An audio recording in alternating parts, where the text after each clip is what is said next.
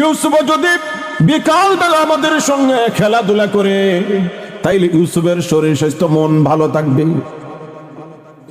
ইয়াকুব আলাইহিস সালাম বললেন, ছেলেরা রে, আমি না দেওয়ার কারণ হলো আমার কেন জানি মনে হয় ইউসুফ যদি তোমাদের সঙ্গে খেলাধুলায় যায় আর তোমরা খেলাধুলায় মনোযোগী হও, কি জানি রে আমার আদরের ছেলে ইউসুফ রে বাঘে খেয়ে ফেলে। এটা তো মেনে নেওয়া যায় না। 10টা ছেলে বলল, আব্বা জান আমরা মোটা সোটা 10টা ভাই, নাহনু উসবা, আমরা একটা দল যুবক, আমাদের সামন থেকে বাঘের বাবারও ক্ষমতা নাই, আমাদের ভাই ইউসুফ রে খেতে পারে। সুতরাং নির্দ্বিধায় নিঃসন্দেহে আপনি আমাদের ভাই ইউসুফ রে আমাদের সঙ্গে দিয়ে দেন। আল্লাহর নবী ইয়াকুব আলাইহিস সালাম শেষ পর্যন্ত বাধ্য হয়ে 10টা ছেলের হাতে তুলে দিলেন। এবার যতক্ষণ পর্যন্ত আমার দিকে মনোযোগ দিয়ে তাকান। ইয়াকুব আলাইহিস সালাম বাড়ি থেকে কুলা মাটির দিকে ছায়া, ইউসুফের যত সময় পর্যন্ত দেখা যায় আল্লাহর নবী ইয়াকুব আলাইহিস সালাম ইউসুফের দিকে চেয়ে রয়েছে। যতক্ষণ নজর যায় দেখতেছেন ইউসুফরে তার আদর করে নিয়ে যাচ্ছে, আমার দিকে চাই। একজনে কিছু সময় কুলে নেয়, এরপরে আরেকজনে কুলে নেয়, এরপরে আরেকজনে কুলে নেয়, এরপরে আরেকজনে কুলে নেয়। কি আদর আর আদর! তারও যখন বুঝছে এখন আর আব্বাই বাড়ি থেকে দেখতা নাই, আমরা অনেক দূর চলে এসেছি, ঠিক সেই মুহূর্তে ইউসুফ আলাইহিস সালামের যার কুলে ছিল আসারটা মেরে মাটিতে ফেলে দিয়েছে। নাউজুবিল্লাহ বলবেন না। মাটিতে ফেলে দিয়েই বুকের মাঝে পা দিয়ে চেপে ধরে বলে, সেই দিন না তুমি স্বপ্নে দেখেছিলে রে 11টি তারকা তোমার সেজদা দেয়, চন্দ্র সূর্য তোমার সেজদা দেয়, কোথায় তোমার চন্দ্র সূর্য, কোথায় তোমার তারকা? এতে করে বোঝা যায় স্বপ্ন যেভাবে হয় না কেন তারা জানতে পেরেছিল। ইউসুফ আলাইহিস সালাম বলেন, ভাইরা রে, আমি কি এমন অন্যায় করলাম? আপনারা আব্বার কাছ থেকে আমার নিয়ে এসেছেন খেলাধুলার জন্য, এই মুহূর্তে কেন গো আমার সঙ্গে এমন আচরণ করা হচ্ছে? ভাইয়েরা বলল, কি আচরণ? আচরণ মাত্র শুরু হয়েছে।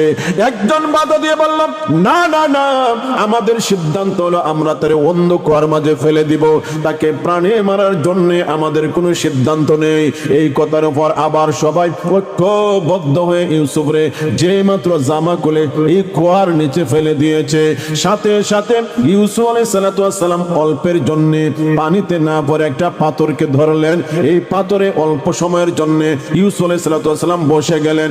সাথে সাথে আমার আল্লাহ জিব্রাইলকে পাঠিয়ে দিলেন, যাও জিব্রাইল দেরি করো না, আমার মায়ার বান্দা ইউসুফ অন্ধকার মাঝে পড়ে গিয়েছে, যাও সেখানে তুমি যাইয়া ইউসুফের মনে সান্ত্বনা জোগাও। ইউসুফ আলাইহিস সালামের বাবা ইয়াকুব, দাদা হলেন ইসহাক, দাদার আব্বা জান হলেন ইব্রাহিম খলিলুল্লাহ। জোরে জোরে সুবহানাল্লাহ। ইব্রাহিম নবীর কুখ্যাত বেঈমান নাম আমি বলবো না, আপনাদের নাম বলা লাগবে। যে কুখ্যাত বেঈমান ইব্রাহিম নবীর জামা খুলে বিবস্ত্র করে আগুনের মাঝে ফেলে দিয়েছিল, এই বেঈমানের নাম কি? মাশাআল্লাহ, জোরে বলেন, জোরে বলেন। এগুলা মুখস্থ থাকতে হবে। জোরে বলেন কি? নমরুদ। নমরুদে যখন আগুনের মাঝে ফেলে দেয়, ইব্রাহিম নবীর গায়ে জামা ছিল না। সাথে সাথে আমার আল্লাহ একজন ফেরেশতাকে বলেন, ফেরেশতা যাও দেরি করো না। আমার নবী ইব্রাহিম আলাইহিস সালাম আগুনের মাঝে পড়ে গেলেন। আগুনে আমি আল্লাহ ফুলের বাগান বানাইলাম, আমার নবী ইব্রাহিমের গায়ে জামা নাই রে।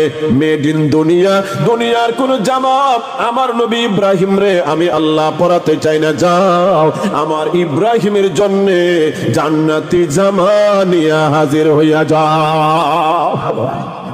এইদিকে বায়ার আমার দিকে তাকান, এই জামার মাঝে মিথ্যা রক্ত লাগিয়ে, মিথ্যা রক্ত মানে কোন একটা জামা কোন একটা প্রাণীকে মেরে, কথার কথা কুকুর বিড়াল ছাগল যে কোনো একটা প্রাণীরে মারলে রক্ত বের হবে নি, এমন রক্ত জামার মাঝে লাগাইয়া সন্ধ্যায় তারা কান্দতে কান্দতে বাড়ি ফিরল আর বলল, আব্বা গো আপনার কথাই লেগেছে, আপনি যে বলছিলেন কি জানি আমার ইউসুফে বাঘে খেয়ে ফেলে, সত্যই গো আব্বা জান, আমরা দৌড় প্রতিযোগিতায় ফারাগাঁও থেকে আমরা গেছিলাম পুরানগাঁও, ফিরা আইতে আইতে ইউসুফরে বাগে খেয়ে ফেলেছে।